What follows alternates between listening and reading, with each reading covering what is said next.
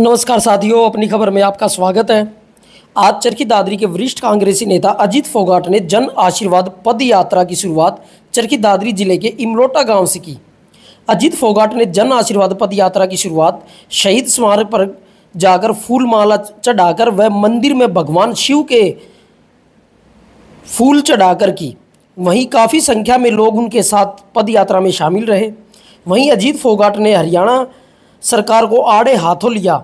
अजीत फोगाट ने बताया कि विधानसभा चुनाव में लोग बढ़ चढ़कर हिस्सा लें और भाजपा सरकार को घर बैठाने का काम करें ताकि चरखी दादरी का विकास बहुत अच्छे से हो सके।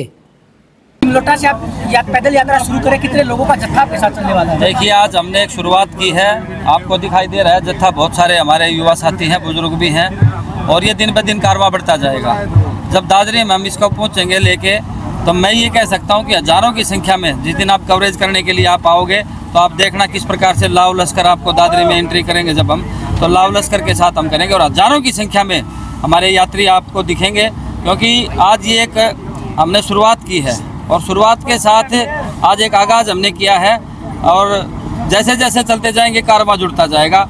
असल बात ये है कि हमने गांव-गांव घर घर जाके अपने लोगों को जागरूक करना है। इस बीजेपी सरकार के खिलाफ ये मुहिम हमने छेड़ी है कि इस सरकार से पीछा छुड़ाने के लिए और कोई रास्ता नहीं, मात्र 2 महीने का समय है और चुनाव में बढ़ चढ़कर अब की बार भाग लें और इस भाजपा सरकार को घर बिठाने का काम करें ताकि इस दादरी को हम बचा सकें। यही मेरा सबसे बड़ा मुद्दा, यही बड़ा सबसे मकसद है मेरा। भाई, कि अपने अपने स्तर पर चुनाव के लिए तैयारियां कर रहे हैं, आपने भी यात्रा शुरू की है। 22 तारीख से भी एक कांग्रेस पार्टी से टिकट मांगने वाले दीपक लांबा जी हैं, वो भी एक यात्रा शुरू कर रहे हैं, क्या कहेंगे? देखिए, तमाम साथी हैं, सब इच्छाएं रखते हैं, प्रतिस्पर्धा अच्छी बात है और रखनी भी चाहिए।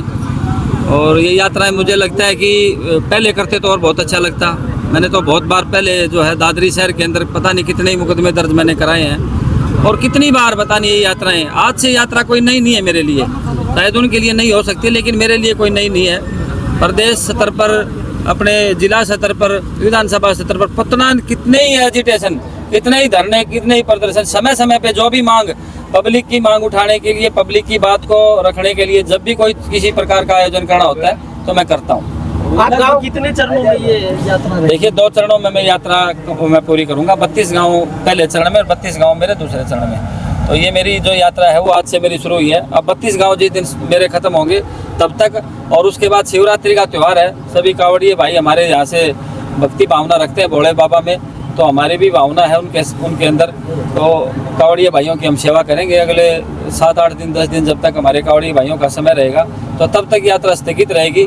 जैसे ही शिवरात्रि का कार्यक्रम हमारा जो है, शिवरात्रि का त्यौहार हमारा पूरा हो जाएगा, दोबारा से हम यात्रा में जुड़ जाएंगे। आपकी यात्रा से कितना बदलाव होगा? देखिए, 100% मुझे लगता है कि मैं वो जो जागरूकता अभियान मैंने जो छेड़ा है और गांव-गांव जाऊंगा और घर-घर जाऊंगा मैं। मेरा मकसद ये है कि मैं तकरीबन गांव के लोगों से मैं मिलूं, चाहे मुझे गांव की किसी भी गली में जाना पड़े, और मेरा एक ही मकसद है कि इनके कारनामे उजागर करना और मुझे लोगों का आशीर्वाद प्राप्त करना। मैं अपने लिए भी जो है, ताकि लड़ाई लड़ सकूं दादरी के लोगों की, दादरी के विकास की, तो मैं भी अपना आशीर्वाद जो है लोगों से मांगने के लिए मैं खुद भी लोगों के बीच में जा रहा हूँ। बीजेपी ने महेंद्रगढ़ में ओबीसी समाज की एक रैली की है, इससे क्या लगता है बीजेपी लोगों को आपस में बांट रही है? देखिए, मैंने वो कल रैली देखी थी। वो रैली जो है आम लोगों की नहीं थी, वो सरकारी रैली थी। सरकारी तंत्र को यूज किया गया, सरकारी बसों का अवैध तरीके से इस्तेमाल किया गया और सरकारी लोग ही उस रैली के अंदर थे।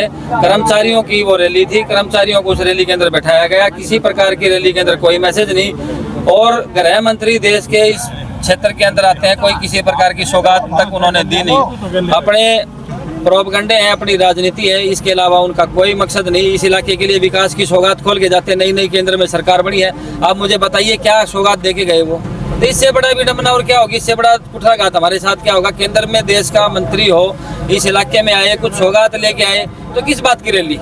ओबीसी समाज को काफी उन्होंने रिजर्वेशन भी दिया है, बढ़ाई है। देखिए, ये सिर्फ लिपापोती वाली बात है। मुझे नहीं लगता किसी भी प्रकार का वो फायदा किसी हमारे ओबीसी भाई को दे पाएंगे। ये सिर्फ लिपापोती वाली बातें हैं। रिजर्वेशन की तो बात छोड़िए, उन लोगों को खाद बीज जो समय पे देना चाहिए था, हमारे ओबीसी भाइयों को पिछली बार थाने में खाद मिली थी, और ऐसे तमाम मुद्दे हैं। हमारे ओबीसी के भाई बैठे हैं, अब धरने पे मेरे ख्याल से 5 साल से, तो उन्हीं को वो हक नहीं मिल रहा। तो ऐसी कितनी ही बातें हैं, वो तो सिर्फ हवा बातें हैं। क्या लगता है आपको इस यात्रा से क्या जन आशीर्वाद आपको मिल पाएगा? बिल्कुल, मुझे पूरा विश्वास और मुझे भरोसा है कि मुझे पूरा विश्वास जो है लोगों की तरफ से मिलेगा, और मैं उस विश्वास को भी मैं अपना कायम रखूँगा और पूरी लड़ाई मैं अपने इस इलाके की लड़ूंगा। मैंने तो एक दिन पहले भी ये बात कही थी कि मेरा तन समर्पित, मेरा मन समर्पित, और मेरा जो जीवन बचा है वो मेरा इस दादरी को पूरा मेरा जीवन समर्पित। तो मैं समर्पित भाव से इस दादरी के लिए पिछले 20 सालों से मैं लड़ाई लड़ रहा हूँ और आगे भी पूरी मजबूती से लड़ाई लड़ूंगा।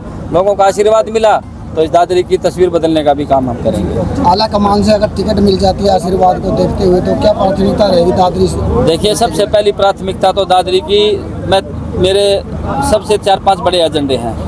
शिक्षा के लिए यहाँ सबसे अच्छे कॉलेजेस, टेक्निकल कॉलेज, चाहे वो किसी भी ब्लॉक में हो, दोनों तीनों चारों ब्लॉक में हमारे टेक्निकल कॉलेज हो। अच्छी एजुकेशन के लिए गर्ल्स कॉलेज के लिए हमारे गर्ल्स कॉलेज अब तक कोई ना बौंद में है ना हमारा दादरी में है। ठीक है, बारडा में जरूर गवर्नमेंट कॉलेज है, लेकिन दादरी में कोई कॉलेज नहीं है। दादरी में हम गर्ल कॉलेज हम लेके आएंगे। शिक्षा का सुधार जो है दादरी के जो बच्चों को चाहिए वो करेंगे। दादरी के हर बड़े गांव में एक अच्छा स्टेडियम, जो बच्चे हमारे यहाँ प्रतिभा रखते हैं उन बच्चों के लिए स्टेडियम। दादरी के अंदर बाईपास, दादरी के अंदर और बहुत सारी जो सबसे बड़ी समस्या है जल भराव की, सीवरेज की, और अच्छा शुद्ध पानी। कोई भी गाँव हो, हर गाँव के अंदर और शहर के हर गली के अंदर शुद्ध पानी की पहुँचाने की जिम्मेवारी लेके, और ये सबसे पहली प्राथमिकता है जिसके अंदर मैं काम करना चाहूँगा। और ये मैं कह सकता हूँ कि दादरी की मैं भी अगर ना हूँ, चाहे कोई भी हो, उसकी सबसे पहली प्राथमिकता तो उस भाई को भी करना चाहिए। क्योंकि तो भविष्य की बातें हैं, कोई क्या पता भविष्य में क्या होगा, लेकिन ये सबसे पहली प्राथमिकता है। शुरुआती दिन में आज कितने गाँवों को कवर करने जा रहे हैं? आज मैं 4 गाँवों को कवर करने जा रहा हूँ। उसके बाद स्वरूपगढ़ गाँव है मेरा, फिर सातौर है, फिर नीमली। हर रोज 4-4, 5-5 गाँव में मैं जा रहा हूँ।